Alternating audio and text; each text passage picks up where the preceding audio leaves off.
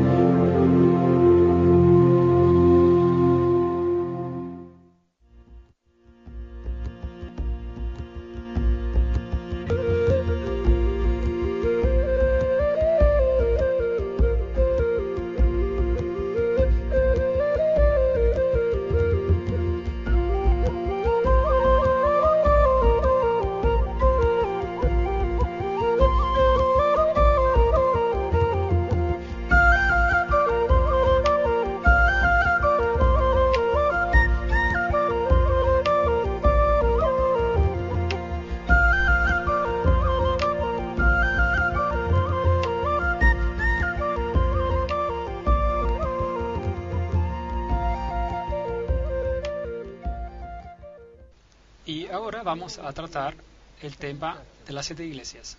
Y ya hemos visto que debemos leerlo en una forma histórica continua. Bienaventurado el que lee y los que oyen las palabras de esta profecía y guardan las cosas en ella escritas, porque el tiempo está cerca. Apocalipsis 1:3. El tiempo es, por cada periodo en la historia había un tiempo presente. El tiempo está cerca. Y por supuesto, particularmente en nuestro tiempo. Estando yo en el Espíritu en el día del Señor, oí detrás de mí una gran voz como de trompeta. Y luego, mirados al gran Epanados, el paralelismo de Apocalipsis 1, que nos dice que Jesús es el centro de todo libro, de toda la Biblia. Él es el gran yo soy. Vimos como en el libro de Génesis el hombre perdió acceso al árbol de la vida, la muerte entró, él tenía que ganar su pan, perdió su dominio y se volvió desnudo y fue separado de Dios. Y vimos también en el primer capítulo cómo iba a llegar una restauración que vendría para otorgarle el acceso al árbol de la vida, victoria sobre la muerte, el maná escondido. Jesús es el que acabaría con esta hambre espiritual para siempre. El dominio se restauraría, las ropas blancas, y ya no iba a haber separación de Dios. Y entonces tuvimos una pequeña introducción a las 7 iglesias, donde en Apocalipsis capítulo 1, versículo 11, las 7 iglesias son nombradas: Éfeso, Esmirna, Pérgamo, Tiatira, Sardis, Filadelfia y Laodicea. Y yo les dije que cada una de estas iglesias tiene un significado bien particular. Y vamos a recorrer estos 7 periodos del tiempo, tal como son descritos en el libro de Apocalipsis, y presentados por Él, el que camina por entre los 7 candelabros de oro. Así que tenemos un periodo de tiempo en el ministerio de Cristo, cuando Él está adentro del templo, oficiando en el primer cuarto, el lugar santo.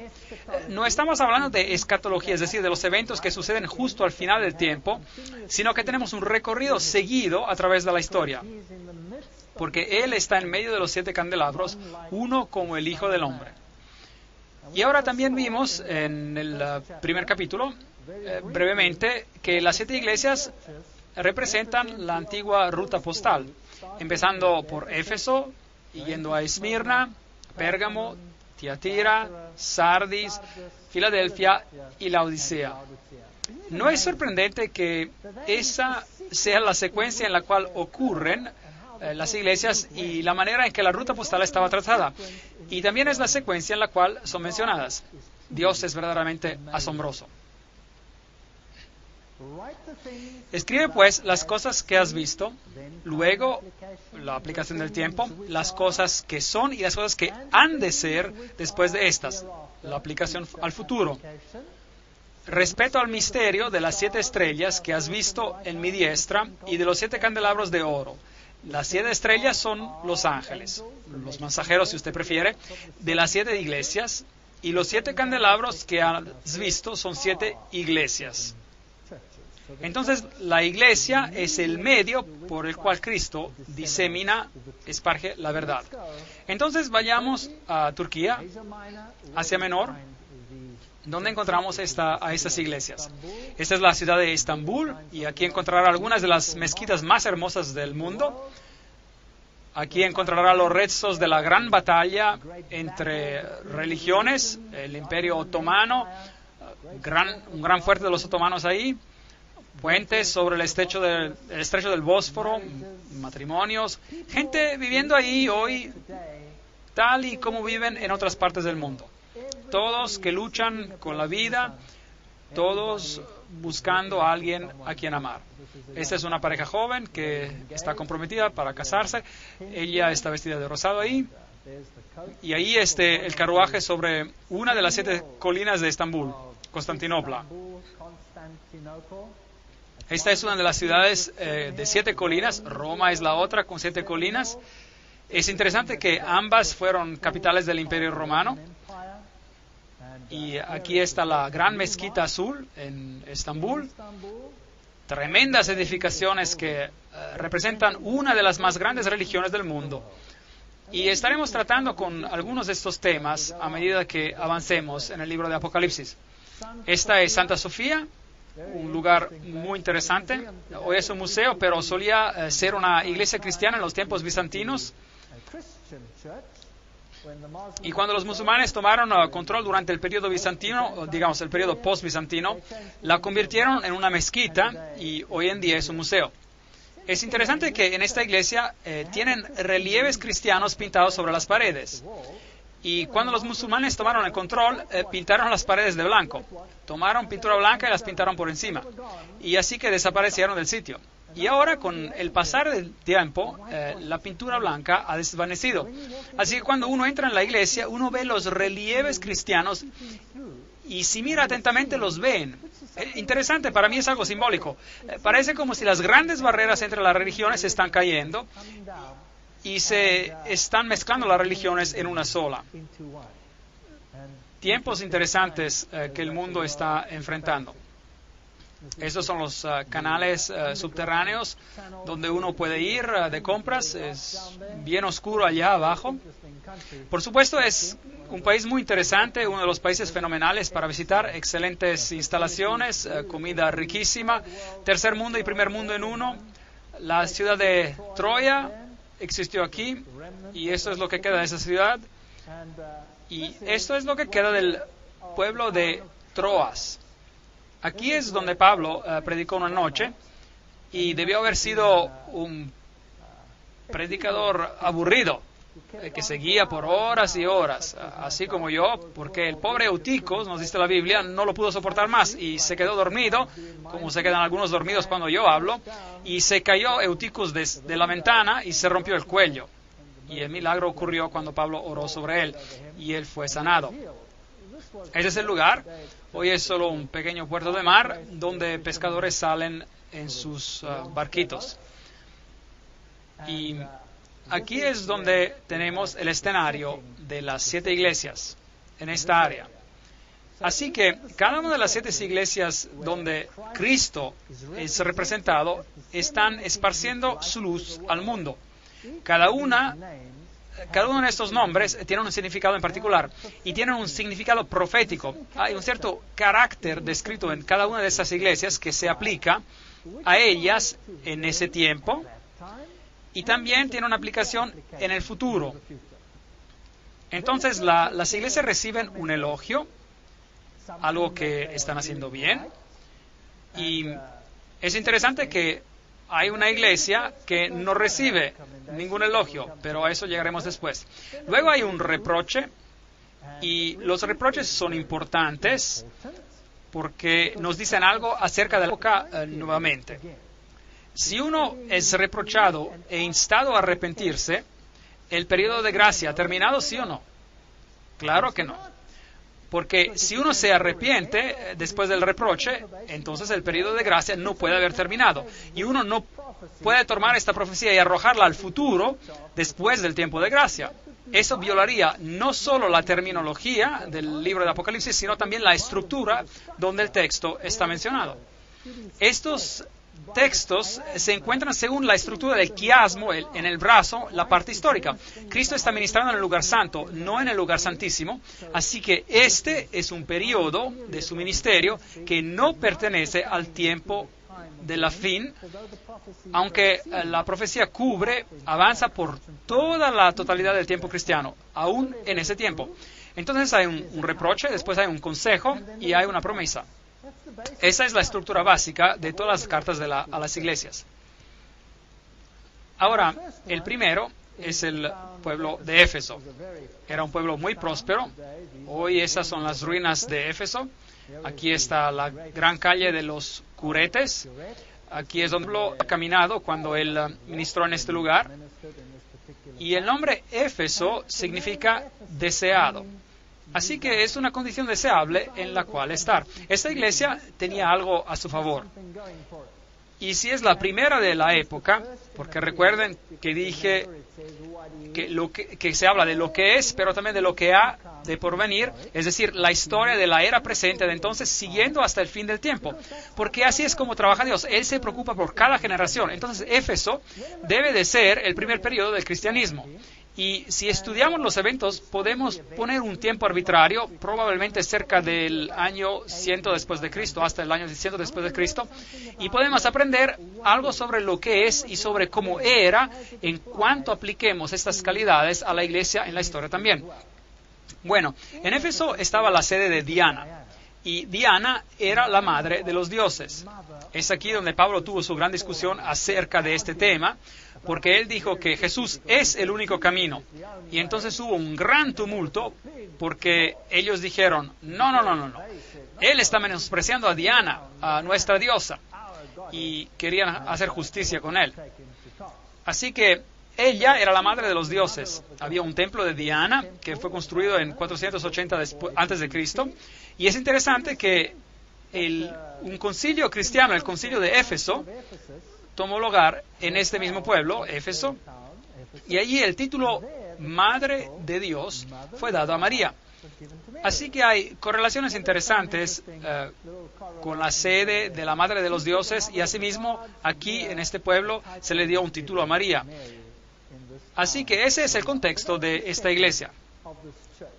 Leamos la carta a la iglesia. Apocalipsis capítulo 2, versículos 1 a 3. Escribe al ángel de la iglesia en Éfeso: el que tiene las 7 estrellas en su diestra, el que camina en medio de los 7 candelabros de oro. Y ya hemos hablado sobre ese texto. Yo conozco tus obras, tu arduo trabajo y tu perseverancia, y que no puedes soportar a los malos. Este es el elogio. Así que Jesús les está diciendo, puedo ver lo que están haciendo, me alegra lo que están haciendo, y saben distinguir entre el bien y el mal. Y has probado a los que se dicen ser apóstoles. Sí, así que aún en ese tiempo había algunos que estaban tratando de engañar, ¿sí o no? Pero ellos los probaron, y fue ese el estándar por el cual distinguieron si estaban del lado bueno o del lado malo. ¿Cuál fue? Tiene que ser la palabra de Dios. Ese es el estándar. Y dice, y has probado a los que dicen de ser apóstoles y no lo son. Así que había engañadores y mentirosos en la iglesia primitiva, y lo veremos en las conferencias que siguen también. Y los has hallado mentirosos. ¿Cómo los halla mentirosos? ¿Cuál estándar utilizas para encontrar los mentirosos? ¿Los sentimientos? ¿O debe haber algo sobre cuál basarlo? Seguro que debe haber algo sobre cuál basarlo. La palabra de Dios. Y has sufrido, has sido perseverante, has trabajado arduamente por amor de mi nombre y no has desmayado. Ese es un buen elogio para la iglesia de Éfeso. Todavía mantienen su integridad. Pero hay un reproche. Pero tengo contra ti que has dejado tu primer amor. Así que esa primera llama que tenía la iglesia, esa llama que uno siente cuando se convierte y uno corre para esparcir el mensaje, se habían enfriado un poco. Recuerda, por lo tanto, de dónde has caído, arrepiéntete, da la vuelta, es decir, y haz las primeras obras. Entonces, habían llegado a un estado de autocomplacencia hasta cierto punto, pero ellos sabían distinguir lo correcto de lo incorrecto. Eso es bueno. Ellos trabajaban y laboraban para Dios, y eso era bueno, pero ese primer entusiasmo había disminuido un poco. Pues, si no te arrepentieres, pronto vendré a ti y quitaré tu candelabro de su lugar. De modo que aquí había un periodo del tiempo en el cual, si una iglesia no vivía de acuerdo a la verdad que poseía entonces, ¿qué haría Dios? Les quitaría el candelabro y se lo daría a alguien más. Un punto muy importante. Así que en esta época todavía estamos tratando con el hecho de que si uno no vivía de acuerdo a la luz que tenía, Dios eventualmente tomaría esa luz y se la daría a alguien más para que la llevara.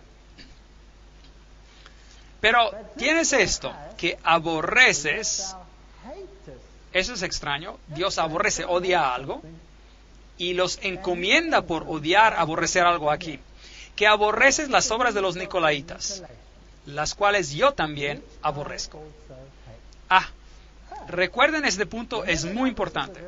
Dios odia, aborrece a los hechos, lo que la gente hace. ¿Aborrece, odia él a la gente? No, porque de tal manera amó Dios al mundo que ha dado a su Hijo unigénito para que todo aquel que cree en él no se pierda, sino que tenga la vida eterna. Dios ama a las personas, pero odia los sistemas falsos de adoración. ¿Podemos entender claramente este punto esta noche? Porque vamos a hablar de ciertos asuntos bien importantes y no quiero que tengan la impresión que estoy hablando en contra de gente. Estoy hablando acerca de sistemas. ¿Entendemos eso? Si un sistema no enseña la verdad, sino que propaga cosas erróneas, error, entonces Dios odia a ese sistema, ¿sí o no? Sí, Él ama la verdad y odia, aborrece el error. Él ama a toda la gente a pesar de sus errores y sus fallas. Aún antes de que supiéramos que Él existiera, Él estuvo dispuesto a morir por nosotros, ¿cierto? No debemos olvidarnos de esto, nunca. Así que ellos tienen algo a su favor, y es que odian a las obras de los nicolaitas, los cuales Dios también odia también las obras. Entonces la iglesia primitiva tenía el discernimiento para odiar a los nicolaitas. ¿Quiénes eran ellos? ¿Quiénes eran? Nicolaos, nicolaitas, Nicolás. Ellos eran un grupo que enseñaba, era una secta agnóstica, que enseñaba que la ley de Dios no se aplicaba al hombre carnal, porque el hombre era carne y espíritu. Por lo tanto, lo que el hombre hacía en su carne no se aplicaba a su espiritualidad. Es una forma común de pensar hoy también. De modo que lo que los nicolaitas enseñaban en ese entonces también lo enseñan hoy. Nicolaos o Nicolás era el culto a Poseidón, el dios del mar. Los nicolaitas. Nicolás. ¿Ha escuchado ese nombre hoy en día? Claro, si hoy adoramos en el santuario de San Nicolás. No lo encontrarán en la historia, pueden buscar en la enciclopedia británica. Ahí dice que es un individuo ficticio, probablemente del culto de Poseidón. Muy interesante. Jesucristo es Dios. Jesucristo es el Salvador. Jesucristo es el que nos salva. Y ahora celebramos su cumpleaños, ¿en qué día? El 25 de diciembre. La Biblia dice que los pastores estaban en los campos afuera, así que no pudo ser el 25 de diciembre. El dios Zeus o Júpiter, su cumpleaños era el 25 de diciembre. El dios Osiris, su cumpleaños era el 25 de diciembre. Podría nombrarle a todos los dioses antiguos. Las principales deidades tenían sus cumpleaños el 25 de diciembre. Ahora, si la Navidad, Christmas en inglés, es decir, que significa la misa de Cristo en inglés, era realmente la fecha del nacimiento de Cristo, entonces, ¿por qué celebramos a Nicolás en ese día particular? ¿No es interesante? Y luego se les pide a los niños que pregunten a quién para sus regalos. En las religiones nórdicas, a Nicolás, y él viaja por el cielo justo como los dioses antiguos viajaban por el cielo el 25 de diciembre en un carruaje. Y si era Zeus o Júpiter, era jalado por un macho cabrío. Pero si era un dios nórdico, y nosotros, es decir, los anglosajones, tenemos una religión nórdica, porque de allá es donde venimos de los godos, del pueblo godo, entonces el dios era jalado por renos. Y él podía discernir lo bueno y lo malo, era eterno, vivía por siempre, y cada año sabía cuál niño era bueno y cuál niño no. Entregaba los regalos y él se iba, todo eso en el 25 de diciembre. Y los niños hoy se olvidan de Jesucristo y dicen, Papá Noel. ¿Eso es bueno o malo? Entonces, lo que estamos celebrando es el día de Nicolás, y amamos a los nicolaitas. Pero la iglesia primitiva los odiaba. No odiaba a los individuos, pero al sistema. Al vencedor le daré a comer del árbol de la vida que está en el medio del paraíso de Dios. Apocalipsis 2, 4 a 6. Hoy Cristo está siendo suplantado por el sistema en forma sutil, pero es peor de lo que parece. Aquí está la calle de los curetes, y aquí es donde Pablo debió haber caminado. Aquí es donde se encontraron las estatuas de los personajes prominentes del pueblo, y cada uno tenía una cabeza, y si uno tenía mucho dinero, uno contrataba a un escultor para que le hiciera una cabeza y la pusiera allí. Y uno pagaba alquiler como uno paga por el teléfono o la casa o algo así. Y si uno se le acababa el dinero o dejaba de pagar, pues tumbaban la cabeza y ponían la de alguien más, alguien que pudiera pagar el alquiler. Así que cuando uno caminaba por allá, uno estaba en toda su gloria si uno podía pagar el alquiler. Aquí había un templo al emperador de Traiano. Templos como este eran, por supuesto, dedicados a muchos dioses, y el emperador romano era, por supuesto, una deidad, el emperador romano, y era la reencarnación del dios del sol. La alcaldía, tal como era, hermosa biblioteca en Éfeso, y el templo de Domiciano, otro culto a un emperador, otra sección del templo. Y entonces, por supuesto, que tenemos los personajes escolásticos de la antigüedad, y después la iglesia bizantina dejó su rastro aquí. Y si le gusta la plomería, la tubería eran buenas. Esos tubos duraron todo este tiempo. Ese era el baño público, y abajo había un río para que todo fuera transportado lejos inmediatamente. Nada ha cambiado. Nosotros también tenemos un río, solo jalamos una canalita para que fluya, y uno se sentaba allí y podía hablar con el vecino acerca de todo lo que estaba pasando en su vida. Aquí estaban los baños escolásticos, la diosa Artemisa, que tenía muchos pechos para alimentar a las naciones. Y este era el anfiteatro donde tomó lugar todo el tumulto cuando el platero, que era responsable de hacer todas las estatuas de Diana, se enfadó muchísimo cuando Pablo predicó un Dios diferente. Y la historia dice que Pablo se escapó de aquí, de Éfesos. Así que esta era la iglesia primitiva, digna de elogio. Se aferró al camino, tenía discernimiento entre el bien y el mal, no permitía infiltración del paganismo dentro de la iglesia. Ellos discernían entre lo incorrecto y lo correcto. Jesús era el centro de su religión.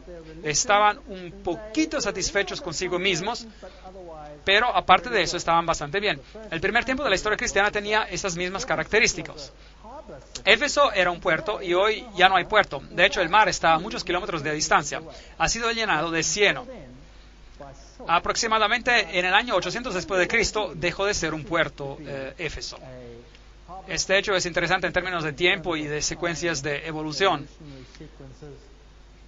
Hoy en Éfeso uno puede ver que Roma ha levantado esta estructura la cual fue aparentemente vista en una visión como el lugar donde vivió María, porque Juan vivió en Éfeso. Y Jesús dijo a Juan, he ahí a tu madre, y él recibió a María en su casa en Éfeso.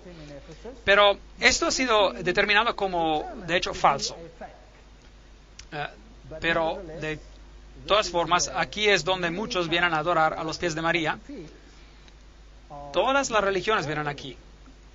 Católicos, peregrinaciones de protestantes, aún hasta naciones islámicas vienen a este lugar en particular.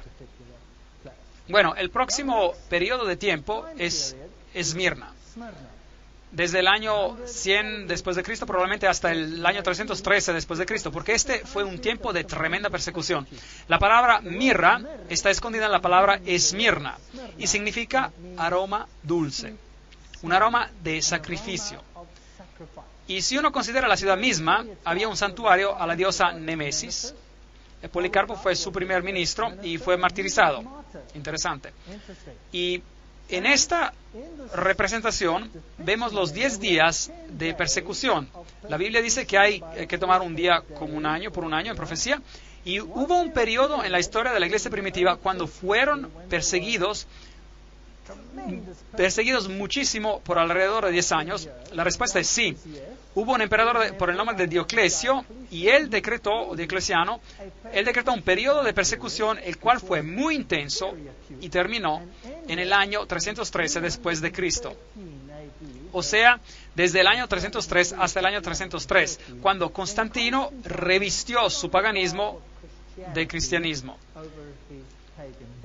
Y el cristianismo se convirtió en la religión oficial del imperio. Entonces, leamos lo que dice aquí acerca de esta iglesia en particular. Escribe al ángel de la iglesia de Esmirna, el primero y el postrero, el que estuvo muerto y vivió. Dice esto: yo conozco tus obras, tu tribulación y tu pobreza. Así que estaban pasando por tiempos difíciles. La iglesia primitiva creció rápidamente, las cosas iban bastante bien, hasta que esta religión comenzó a desafiar a la religión oficial. Y entonces la persecución se desencadenó. Y tan pronto que uno desafía a los paradigmas del mundo, hay persecución. Yo conozco tus obras, tu tribulación, tu pobreza, aunque eres rico. Y la blasfemia de los que dicen ser judíos, es decir, cristianos. En la iglesia primitiva se usaban las palabras cristiano y judío intercambiadamente. Y ellos no lo son, sino que son sinagoga de Satanás. De tal manera que hay dos iglesias en este mundo. Aquellos que representan a Dios y a su Hijo, y aquellos que representan a otro poder. Entonces, esta iglesia tiene un elogio aquí, pero no hay reproche, ninguno en absoluto. No temas lo que has de padecer. El diablo echará a algunos de vosotros en la cárcel para que seáis probados, y tendréis tribulación por 10 días. Ahí tenemos un periodo de tiempo mencionado de manera particular. La persecución diocleciana tomó lugar durante ese periodo. Sé fiel hasta la muerte y yo te daré la corona de la vida. Ahí está la promesa de la restauración. El que tiene oído, oiga lo que el Espíritu dice a las iglesias. El vencedor no sufrirá daño de la segunda muerte. Interesante teología que vamos a tratar en conferencias siguientes. Apocalipsis 2, 10 a 11. Así que aquí está una iglesia que no tiene reproche. Es una de las únicas dos iglesias entre las 7 que no tiene reproche, solo un elogio. Eso es muy deseable. Pero, ¿qué tuvo que pasar para que llegaran a eso? Persecución. Ven, bajo los tiempos de persecución, la escoria se separa.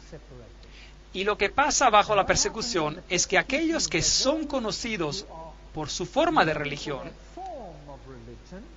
ellos se quedan atrás, porque llega a ser muy doloroso aferrarse solo a una forma. Entonces se dan por vencidos. Por tanto, si de verdad quieren mantenerse firmes en tiempos de persecución, más vale que estén bien fundados en la roca. Más vale que sepan lo que creen y por qué lo creen. Y es por eso que el libro de Apocalipsis es muy importante, porque nos dice que vendrá un tiempo de angustia como nunca hubo. Y más vale que creamos en lo que creemos si queremos estar firmes durante ese tiempo. ¿Será que hubo tal persecución? ¿Será que alguna vez existió Diocleciano? Bueno, los llevaré de regreso a esa ciudad de Las Palmas, Palmira, con esta gran calle de columnas romanas, como la vimos en la conferencia anterior. Y aquí están los pilares del templo de Bel en el fondo y estos grandiosos arcos. Y mientras uno recorre esa ciudad, uno llega a este letrero que dice campamento de Diocleciano.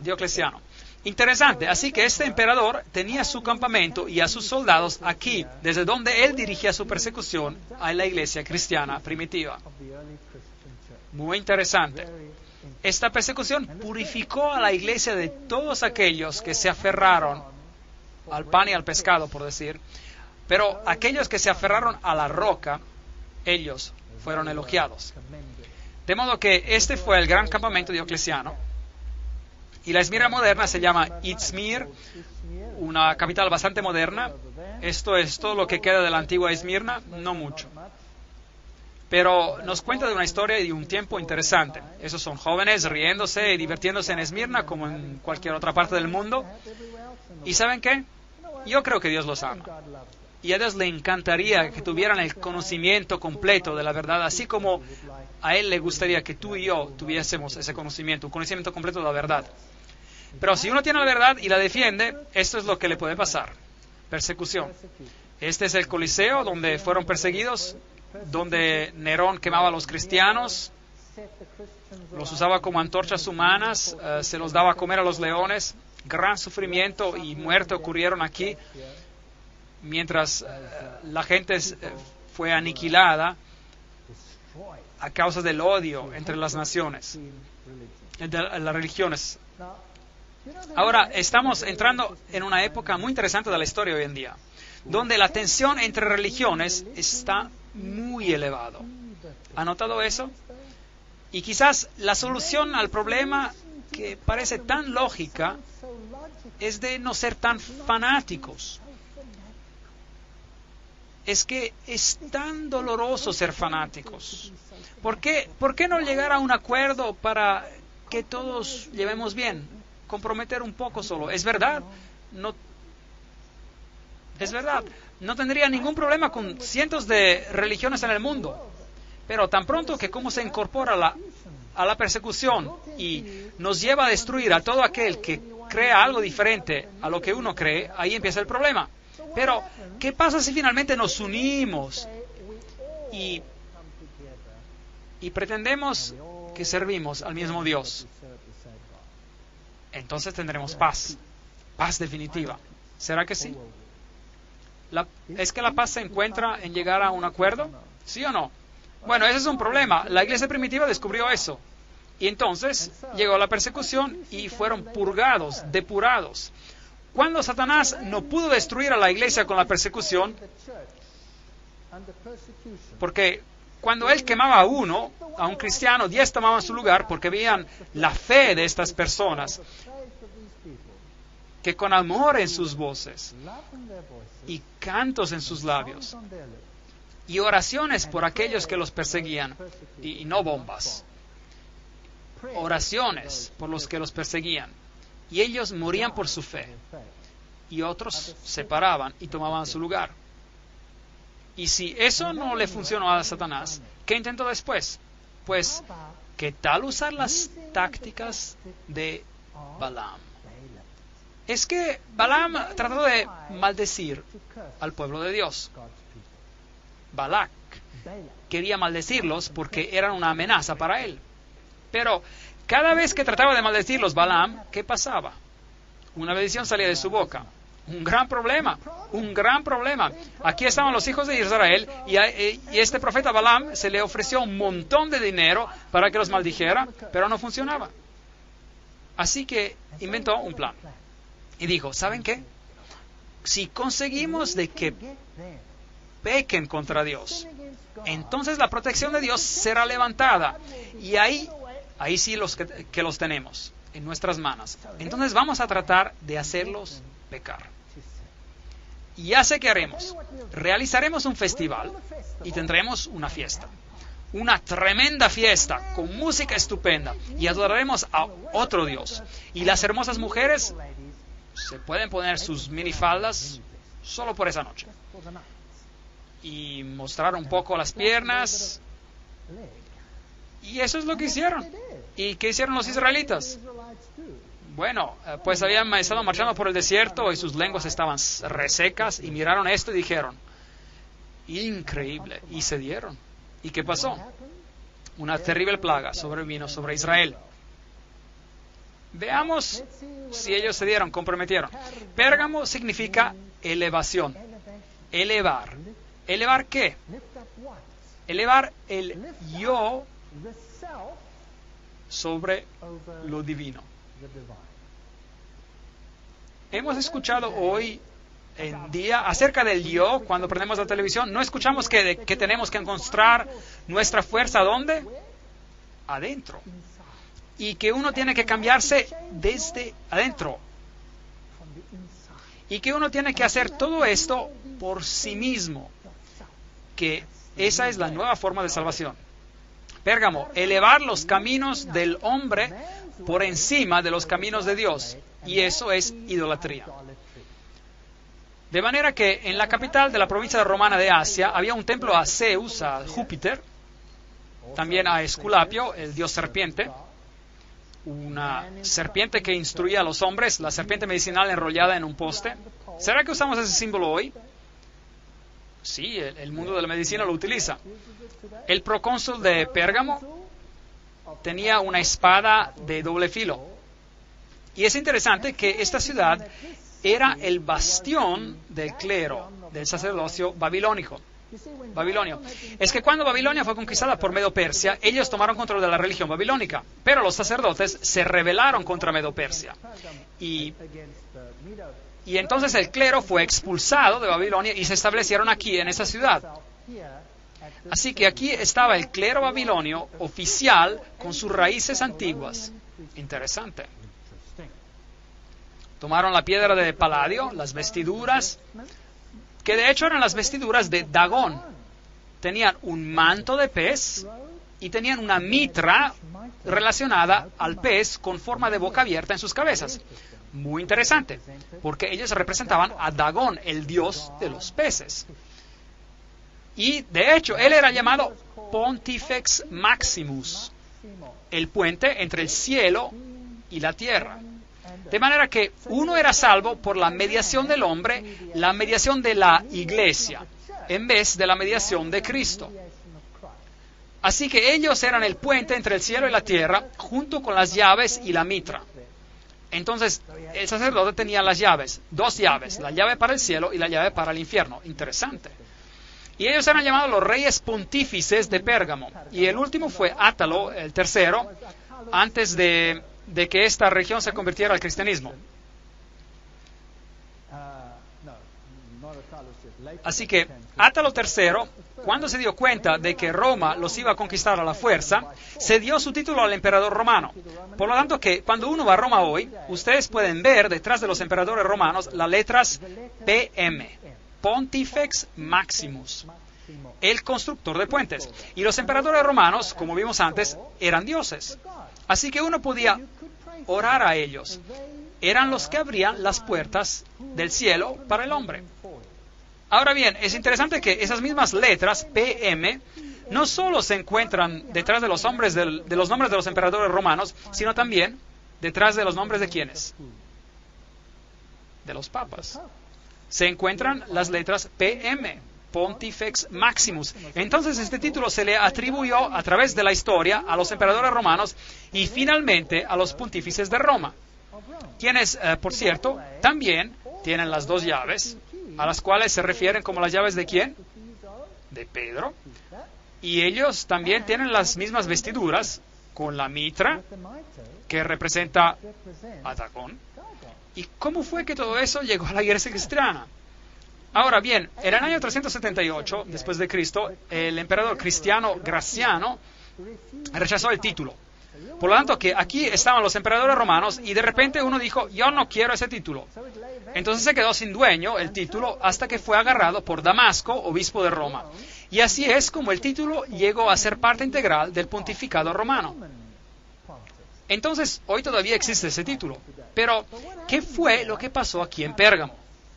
Bueno, aquí fue donde se llegó al compromiso, a la mezcla. En Pérgamo tenemos este gran altar de Pérgamo, el cual era, por supuesto, un altar a los dioses, para todos los dioses del panteón.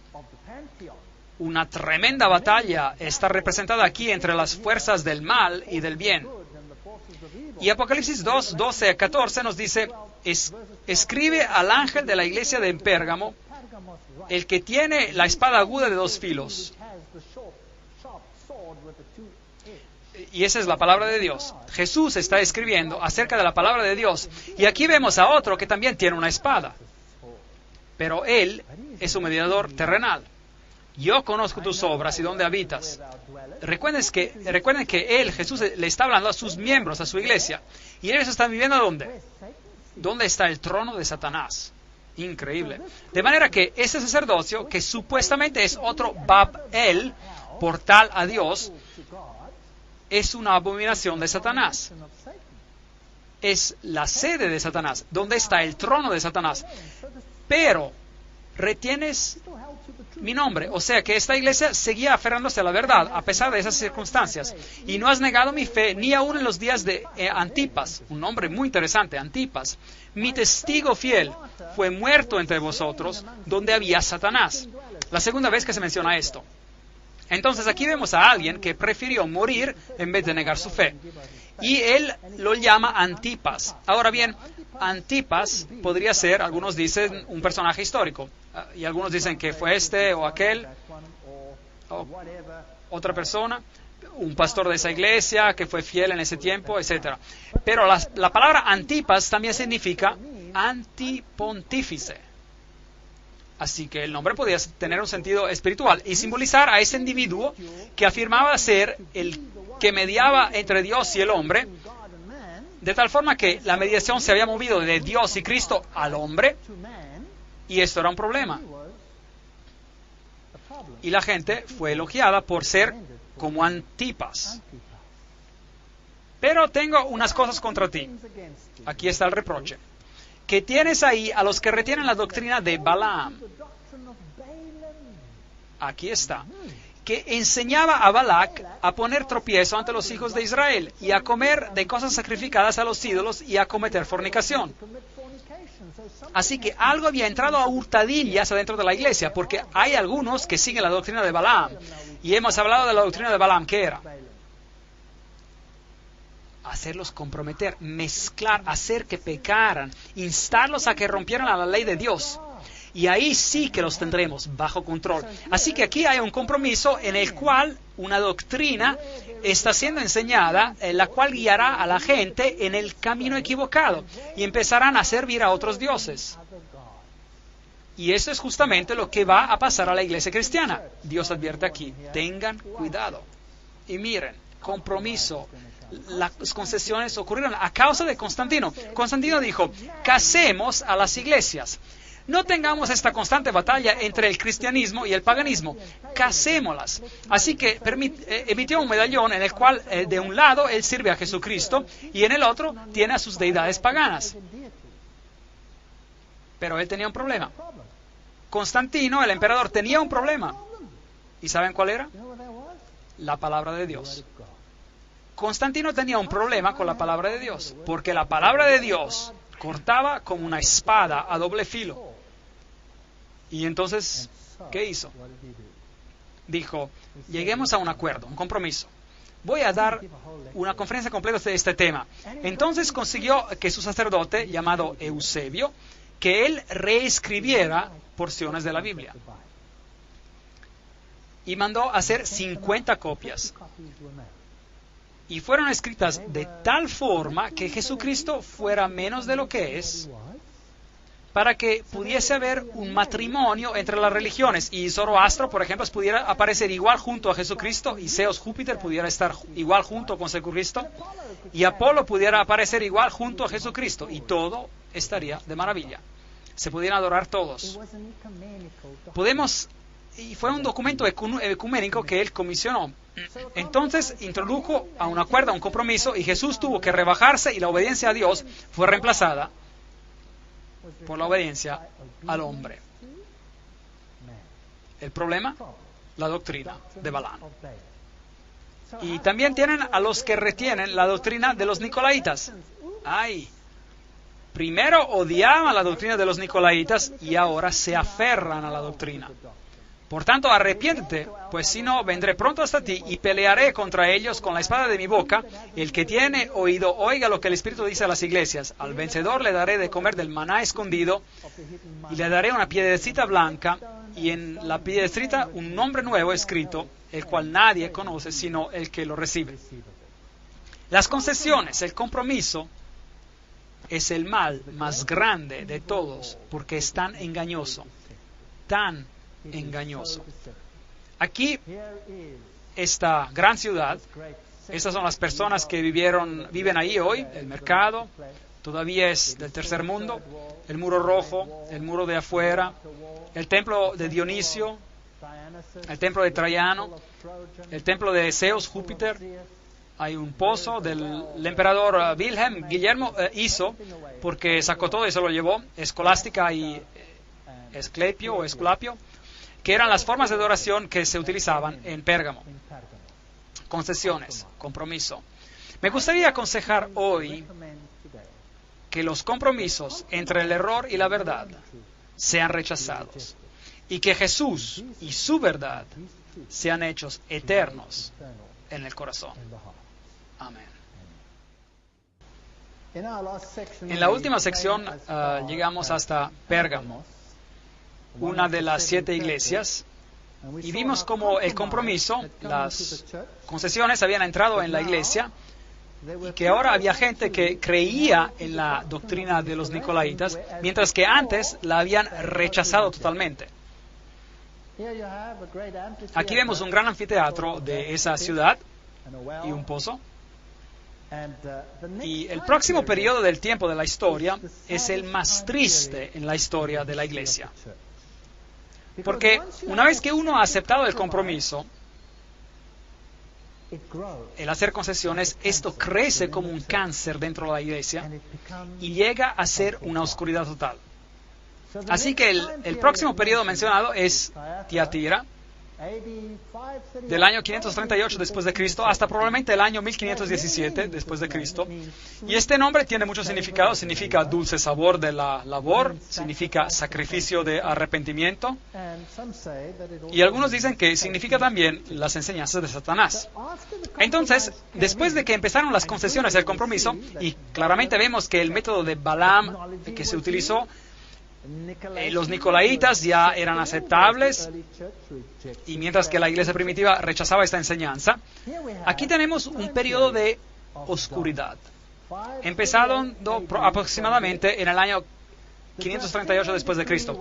El decreto Justiniano fue emitido para designar el obispo de Roma como el corrector de los herejes, de tal forma que la palabra ya no era el parámetro que decidía lo que era bueno y lo que era malo, sino que un ser humano había tomado el papel de decidir lo que uno debería creer. Y eso es un problema, ¿no creen? Si Dios nos creó como agentes libres e individualmente tenemos que comparecer ante Dios algún día y tener que dar un informe de lo que hemos hecho y de lo que hemos creído, podemos entonces decir, oh, pero Él decidió por mí. ¿Podemos decir esto, sí o no? No. ¿Qué pasó cuando Adán y Eva pecaron? ¿Qué fue lo primero que hicieron? Le echaron la culpa a alguien, ¿verdad? Sí. Cuando Dios le dijo a Adán, ¿qué has hecho? ¿Qué dijo Adán? La mujer que me diste, fue culpa de ella. Y cuando miró a la mujer, Dios, ¿qué dijo ella? Pues fue la serpiente la que me engañó. ¿Se acuerdan de esa historia? Entonces, una vez que nos ponemos con esa actitud y empezamos a echarle la culpa a otro, y estamos viviendo en una sociedad que echa la culpa. ¿Ha notado eso? Nadie tiene un problema en este planeta. No hay niño que tenga un problema en este planeta. Tengo mis problemas por culpa de mis padres. ¿Han ya escuchado eso? Mi padre era bien exigente, mi madre hizo esto y por esto, y es que tengo este problema hoy. Nadie tiene un problema, el problema viene de alguien más. El padre que me dices es el problema.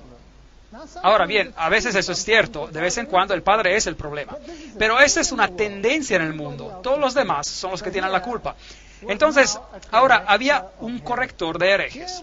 Aquí había alguien que decidía por uno en qué creer. Y si uno no lo hacía a la manera de él, ¿qué pasaba? La muerte. Ese era el fin de uno. Así que este fue el periodo en la historia cuando el hombre llegó a ser el estándar para todos los demás. Es conocido como la Edad Oscura. Una vez que uno rechaza la luz y presume ser la luz él mismo, ahí es cuando uno tiene oscuridad. Y si el Hijo de Dios no es la luz del mundo, alguien más se convierte en la luz del mundo, entonces hay oscuridad. No hay otra solución. Entonces, Holzhauser, un teólogo católico romano, dice que esta es la iglesia de la Edad Media. En esta ciudad había el templo de Apolo, el dios del sol, y había un altar a una diosa mujer. La iglesia de la Edad Media tenía un dios, hombre, y habían edificado a una mujer. Llegaremos a eso más adelante en nuestras conferencias. Había una industria textil en esa ciudad donde hacían tinturas de púrpura y carmesí hechas de una raíz conocida como la raíz de rubia. Ahora bien, los colores púrpura y carmesí también son los colores de la iglesia de la Edad Media. Muy interesante. Y los colores tienen un significado especial. Púrpura es el color de la realeza y el carmesí es el color del sacrificio. Así que ellos asumieron la posición de realeza y sacrificio que no se deben asignarse a nadie más que a Jesucristo. Se han establecido como la norma, son los que perdonan los pecados. Son los que dicen, venid a mí todos los que estáis trabajados y cargados y yo os haré descansar. Venid a mí, confesadme vuestros pecados y yo os daré absolución. Mientras tanto Jesús dice, yo soy el camino, la verdad y la vida. Confiesen sus pecados a Dios. Por lo tanto, aquí hay un problema ingresando. Luego, en esta historia, a medida de que se desarrolla en esta ciudad, está la historia de Jezabel. Ahora bien, si uno escudriña el Antiguo Testamento, Jezabel fue una princesa de Fenicia que se casó con Ahab, quien fue el rey de Israel, y llevó a todo el pueblo de Israel a la adoración del sol. Pueden leer el relato en 1 de Reyes 18:4 y en 2 de Reyes 9:22. Jezabel llevó al pueblo a la adoración de Baal. Y en ese tiempo había sacerdotes de Baal y había sacerdotes de Ashtoreth. Ashtoreth era la deidad femenina que era adorada. Entonces había una deidad masculina y una deidad femenina. Eso es interesante. Y uno le podía orar a cualquiera de las dos. Y había sacerdotes de una deidad y de la otra. Ahora bien, la iglesia en la Edad Media hizo exactamente lo mismo. Encontramos un clero entero dedicado a María. Y también un clero dedicado a una deidad masculina. Es interesante. Yo conozco tus obras, tu amor, tu fe, tu servicio. Recuerden de que la carta fue escrita a la iglesia de Dios viviendo en esas circunstancias y a veces bebiendo también de esa fuente doctrinal, y eso es lo triste. Y tu perseverancia y que tus obras postreras son superiores a las primeras. Así que aquí tenemos una orientación acerca de las obras. No me malinterpreten, no hay nada malo con las obras, porque la fe sin obras está muerta. Pero si las obras toman el lugar de la fe, entonces la fe está muerta. ¿Me entienden? De modo que aquí había una iglesia que había desplazado el énfasis de la fe a las obras. Pero tengo contra ti que toleras esa mujer Jezabel. Ahora bien,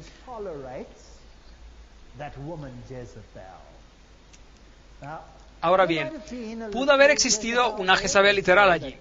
Dicen que sí, la había durante ese tiempo. Era una mujer que controlaba la industria textil, que hacía la ropa teñida de púrpura y carmesí.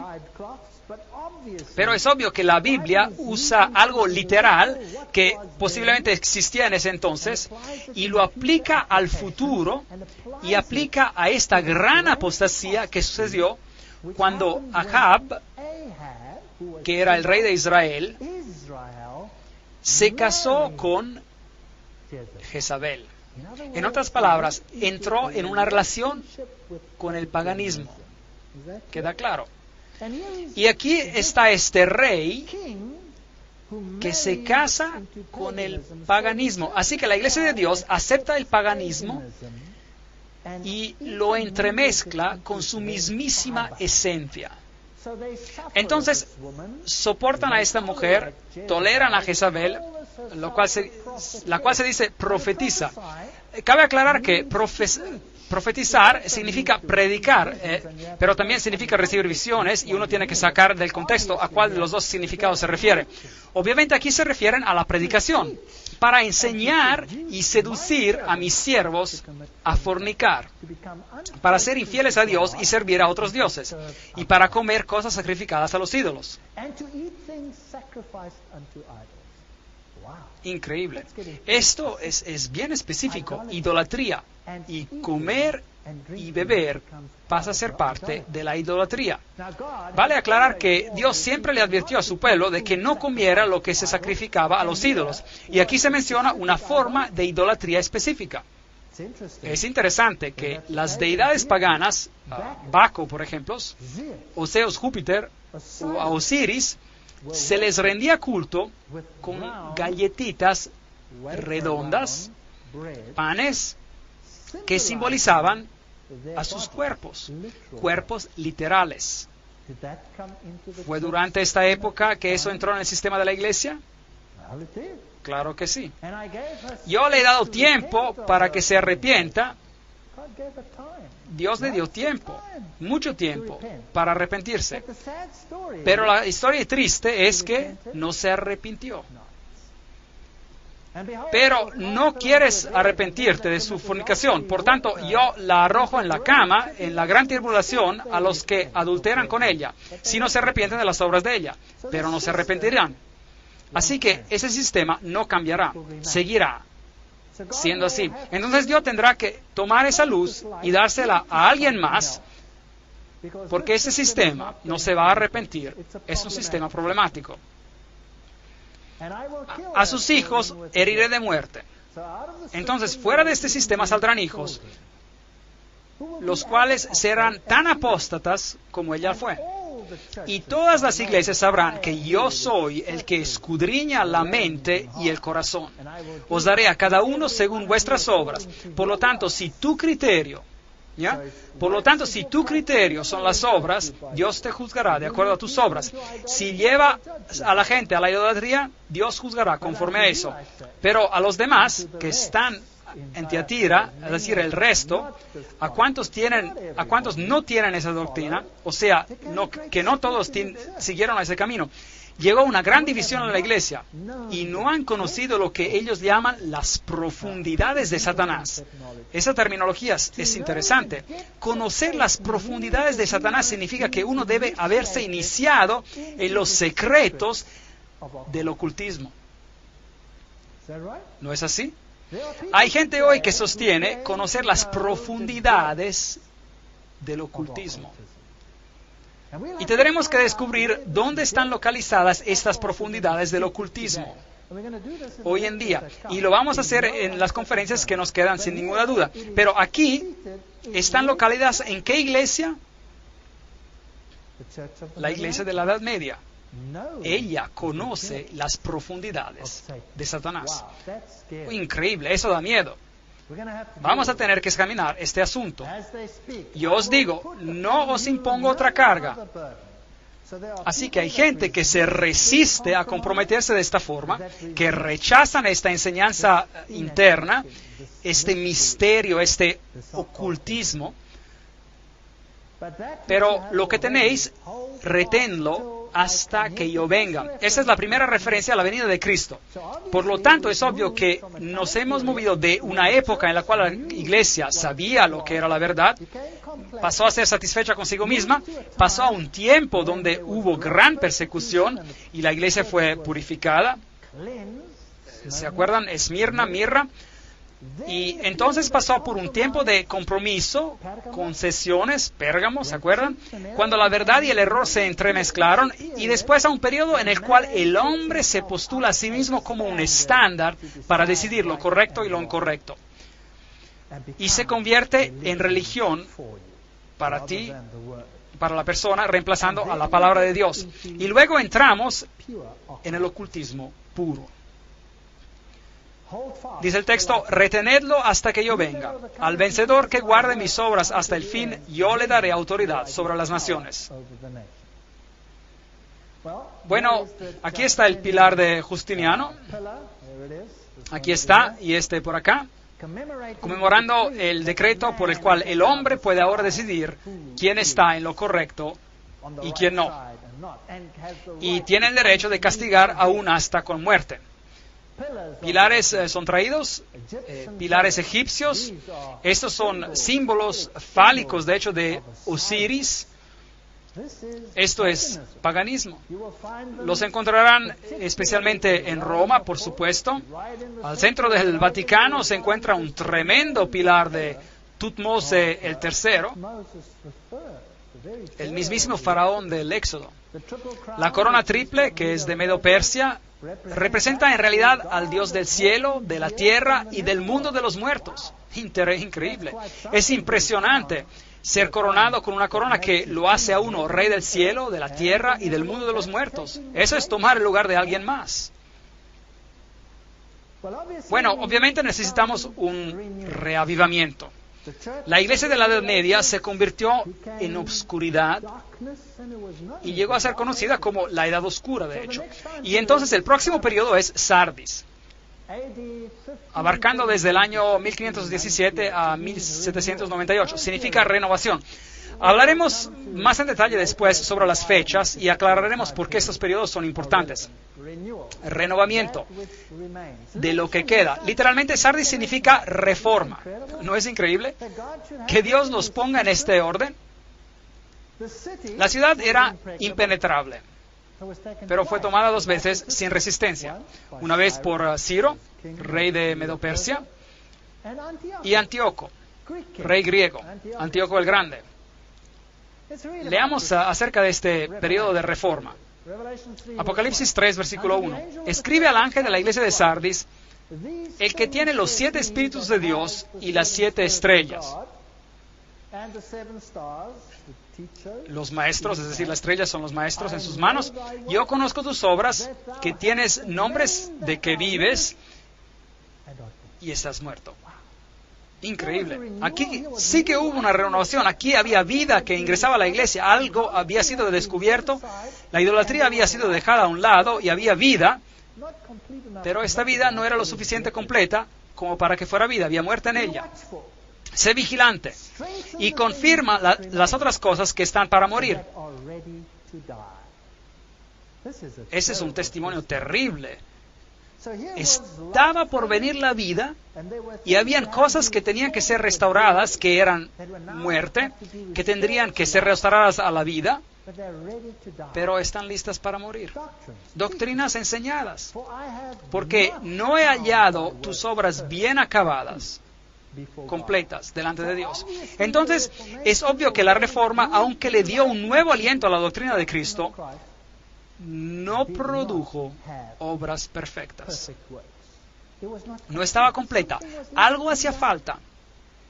Es muy interesante que en el Concilio de Trento, se discutió un asunto importantísimo, muy importante, y estaremos explorándolo más a fondo más adelante en las conferencias. El asunto crucial fue sola scriptura. La Biblia y solo la Biblia como el estándar. Roma dijo no. Biblia y tradición. Y la tradición es el contexto en el cual la palabra debe de ser evaluada o interpretada. De tal manera que la tradición, el hombre, es decir, suplanta y controla los asuntos de la Biblia. Esa era la posición de Roma. Y el hombre era el que determinaba cómo debería ser leída la palabra de Dios. Así que la iglesia decide lo que es bueno y lo que es malo para uno, no la palabra de Dios. La Reforma dijo, no, es solo por sola escritura, sola gracia, salvos por gracia y por la gracia solamente, salvos por Jesucristo. Y la palabra de Dios es el estándar por el cual vivimos. Ese fue el asunto. ¿Quién ganó en el Consejo de Trento? Buena pregunta. Roma ganó. La Reforma perdió en el Consejo de Trento. Triste. Después se lo mostraré en otra conferencia. La Reforma perdió.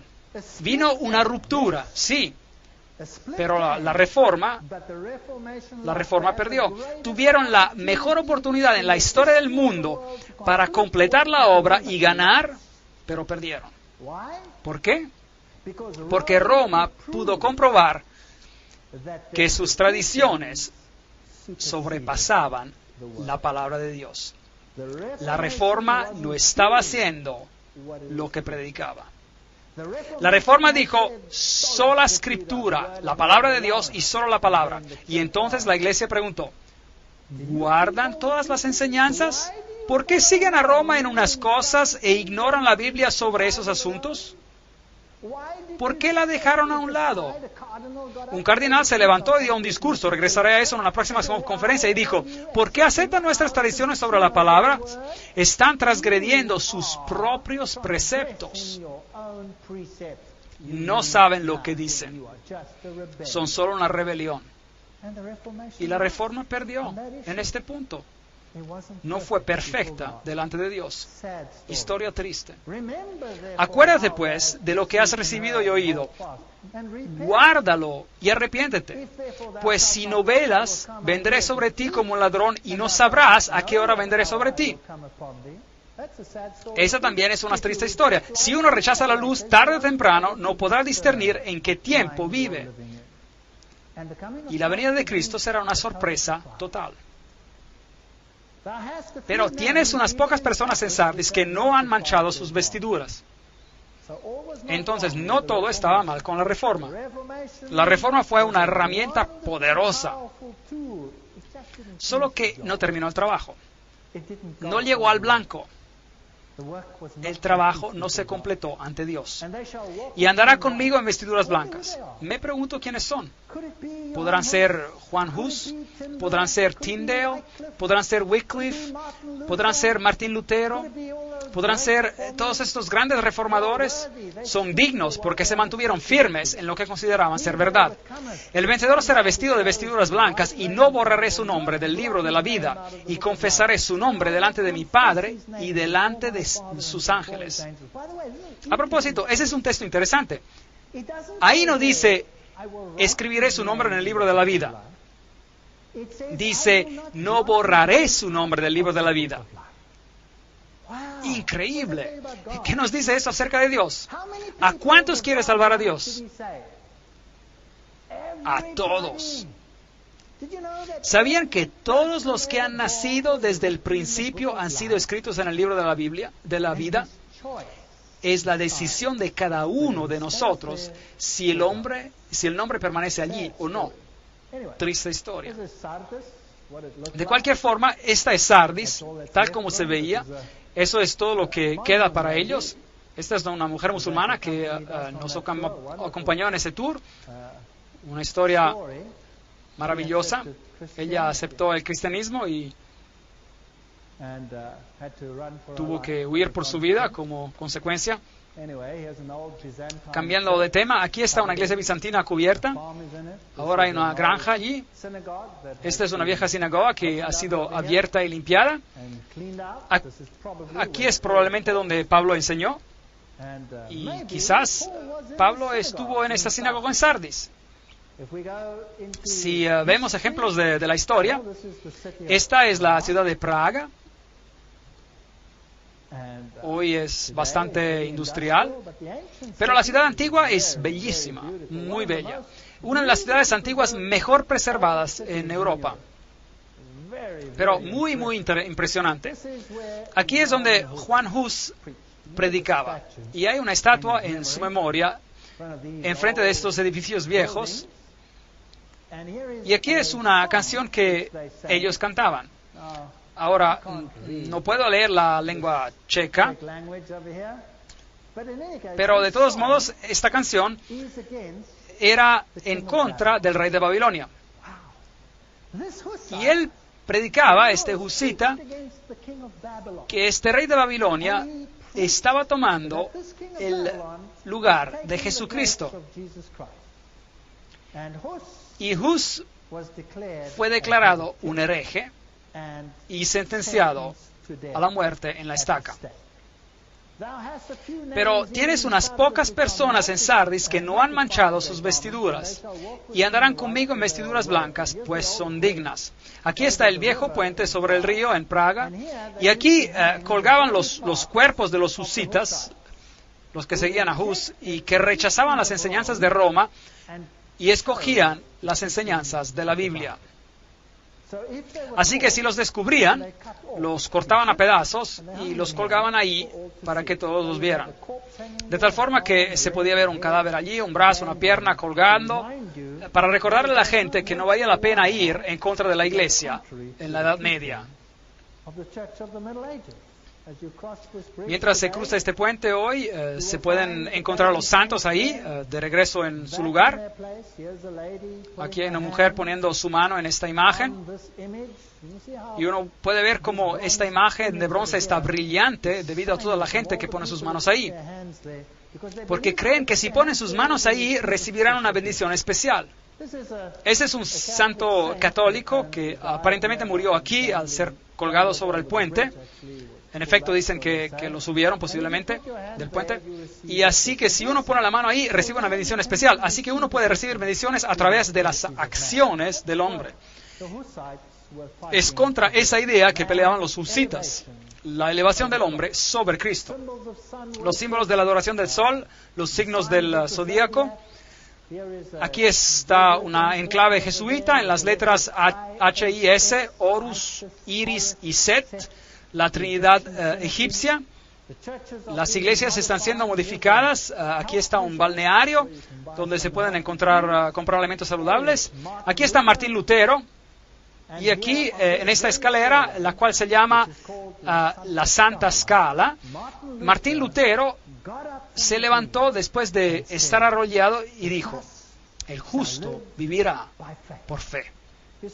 Y ven, esta escalera se dice que fue la escalera por la cual Jesucristo caminó cuando fue sentenciado a muerte por Pilato.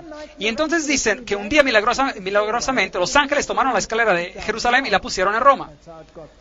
Así es como llegó allí. Y entonces construyeron esta catedral alrededor.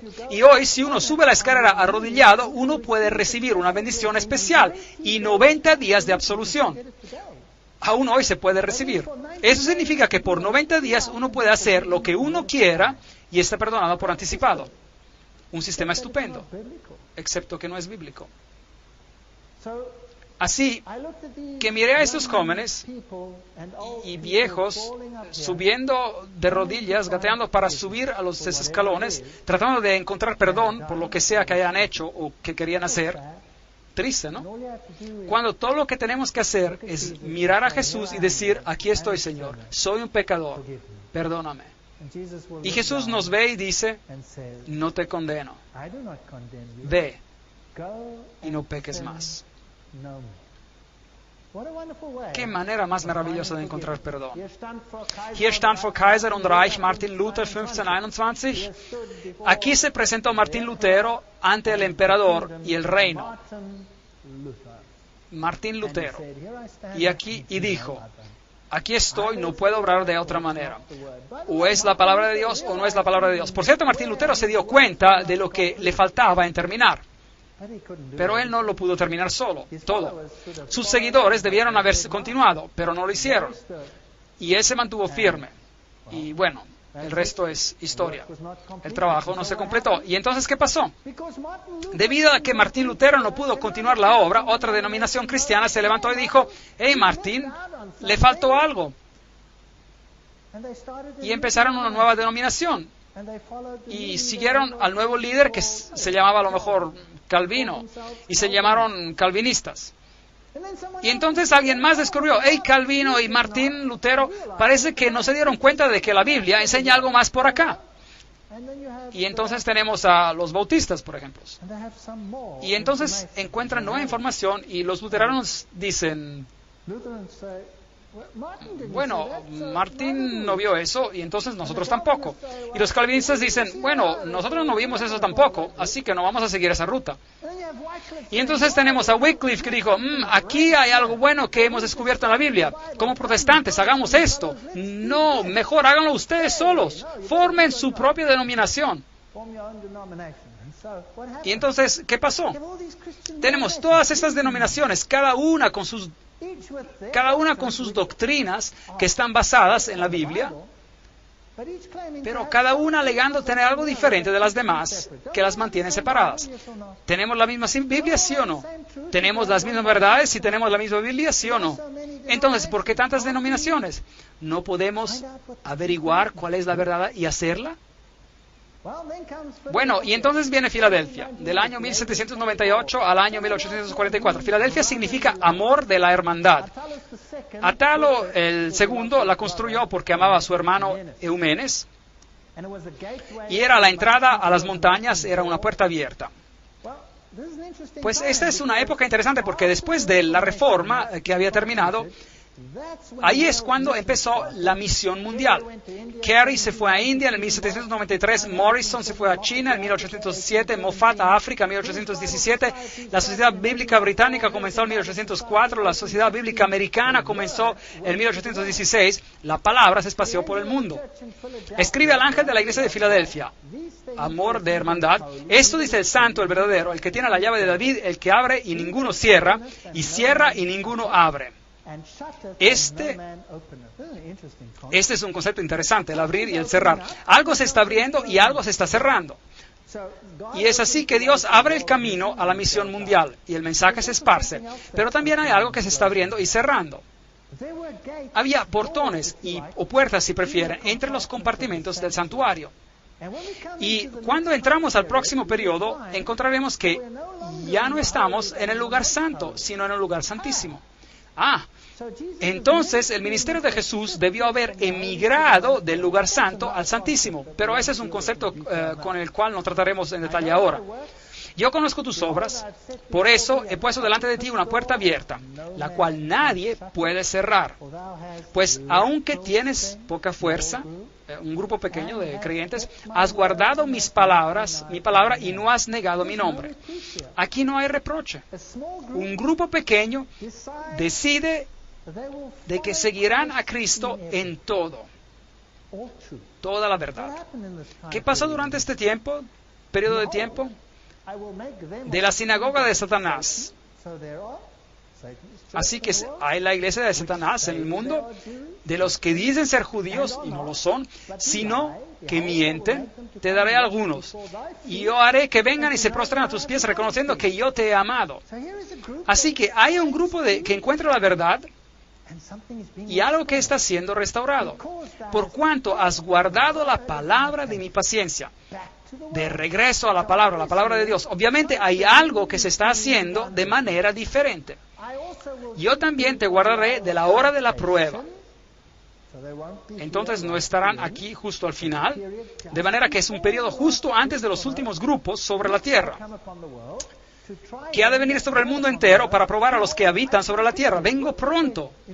¿Qué le dijo a la iglesia anterior? Hasta que yo venga.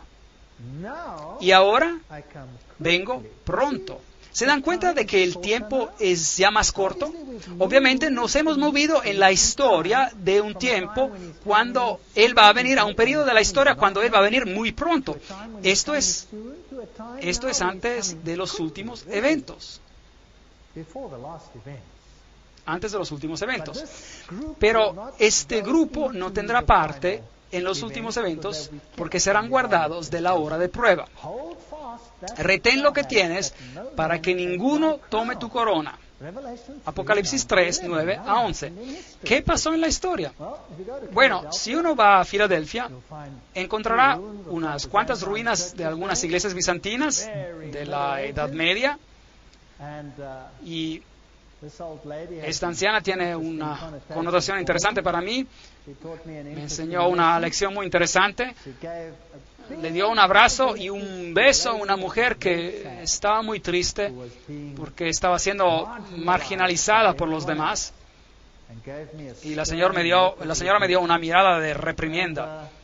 Y voy a acordar esa mirada porque me enseñó algo. Me enseñó que uno debe respetar a la gente más por el valor de lo que son que por el valor de lo que hacen. Pero esa es una historia diferente y es para otra ocasión. Al vencedor yo lo haré columna en el templo de mi Dios. Tremendo, ser parte de los salvos. Y nunca más saldrá de allí. Vida eterna. Escribiré sobre él el nombre de mi Dios. El carácter de Dios estará en él. El nombre y el nombre de la ciudad de mi Dios. El carácter de mi pueblo. Que es la nueva Jerusalén, la cual desciende del cielo. Noten que no es una ciudad con mal alcantarillo aquí en la tierra. No, es una ciudad que desciende del cielo. Con mi Dios y mi nombre nuevo le escribiré. Apocalipsis 3, 12. Esas son grandes promesas para esta iglesia, Filadelfia. Una temporada de renovación de Filadelfia, cuando las enseñanzas de la Biblia eran tomadas en su totalidad de nuevo y combinadas con una enseñanza siguiendo todo lo que está en la Biblia. La Biblia también se esparció a todo el mundo, con Satanás tratando de confundir el asunto, y el pueblo de Dios supuestamente allí para representar la justicia y la verdad. Y luego viene la última iglesia, la Odisea. Y si tomamos la profecía de Daniel, donde se termina la profecía de los 2300 días, y con esta fecha muy interesante, el año 1844, vamos a tener toda una conferencia al respecto, así que no vamos a tratar de ese tema por ahora, sería demasiado complicado. La Odisea significa nación del juicio, eso quiere decir que es la última, el cumplimiento histórico del Yom Kippur. Cristo está en el lugar santísimo ahora, porque ya no estamos hablando de candelabros, ni de panes, ni altares de incienso, estamos hablando del Arca del Pacto. Entonces, Jesús se ha movido a la siguiente fase, el Yom Kippur, la hora del juicio. Muy interesante. Ahora, la ciudad, Antíoco, la construyó y la nombró en honor de su esposa, la Odisea. Se llamaba Laodice y era un balneario la ciudad. Ellos tenían ungüentos para los ojos que fabricaban, uno muy famoso llamado colirio. Podríamos decir que se servían para brindar visión espiritual. Era una ciudad muy adinerada, fue destruida en el año 60 después de Cristo por un terremoto, la reconstruyeron con sus propios fondos, sin necesidad de fondos estatales. Eran ricos, lo tenían todo y tenían un balneario. Esas son las ruinas de la Odisea, algunas de ellas todavía están siendo desenterradas. Aquí hay un viejo anfiteatro que no ha sido excavado todavía. Ellos tenían un sistema fascinante de tuberías. Noten todo el material aislante alrededor de los tubos. Tremendo. Ellos ponían toda esta tubería dentro de estos sistemas pesados y bombeaban el agua a todo el pueblo. No muy lejos de allí hay pozos calientes, pero no había ninguno en la Odisea, así que bombeaban el agua y entraba a la tubería, caliente todavía el agua, y era una hazaña de la ingeniería. Y cuando salía de la Odisea, el agua ya no estaba caliente, salía tibia. Si uno se la tomaba tibia, le daba náusea y vomitaba. Y si la calentaba, se la podía tomar en forma de té o algo así. Y si la enfriaba, también se la podía tomar. Tal como hoy tenemos remedios de sal y uno se los puede tomar y bajaban, y se pueden beber. Pero cuando el agua llegaba, allá estaba tibia. Una historia fascinante de arqueología. Yo conozco tus obras, que ni eres frío ni caliente. Ojalá fueras frío o caliente. Pero por cuanto eres tibio y no frío ni caliente, te vomitaré de mi boca. Apocalipsis 3, 15 y 16. Noten que el reproche no es vendré y tomaré tu candelabro y se lo daré a alguien más. El reproche es te vomitaré de mi boca. Solo se vomita, así que esta iglesia es la última iglesia. Ya no va a haber un candelabro que se pasa, ya es simplemente una iglesia que se vomita o se escupido, por así decir. La iglesia será zarandeada y aquellos que no se ajustan serán lanzados afuera. Así que esta iglesia será zarandeada y aquellos que no se ajustan serán lanzados afuera. Entonces, ¿es una iglesia perfecta, sí o no? No, está muy mal, patética. Noten que es tibia y que no hay elogio, solo un reproche. No hay ningún tipo de elogio. Es la única iglesia donde no hay elogios. Nada.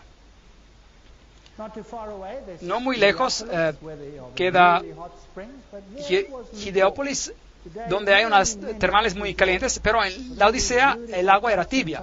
Hoy hay muchos balnearios con esos hermosos depósitos de carbonato de calcio y todos esos pequeños pozos calientes por todas partes. Es un lugar hermoso.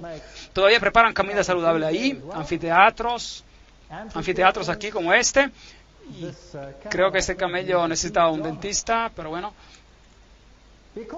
Porque tú dices, yo soy rico, me he enriquecido y de nada tengo necesidad, pero no sabes que eres desaventurado, miserable, pobre, ciego y estás desnudo.